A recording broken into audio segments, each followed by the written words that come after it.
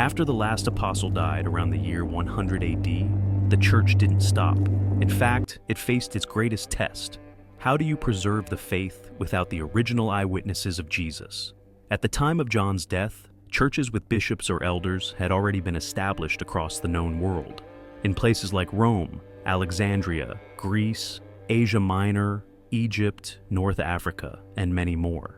These churches were connected through apostolic teaching and letters, and their leaders often knew or corresponded with one another. But imagine if those churches had been left entirely to themselves, without any central authority or guidance.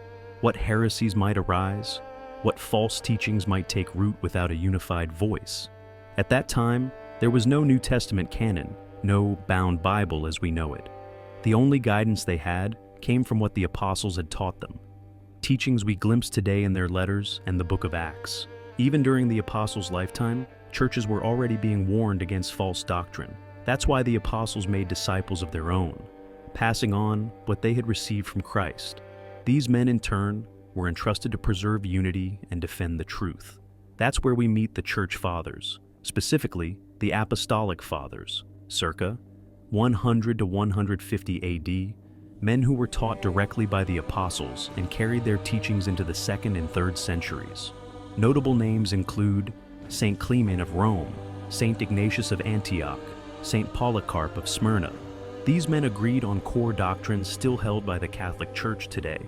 The Eucharist is not symbolic. It is truly the body and blood of Christ. Baptism is necessary for salvation and brings forgiveness of sins.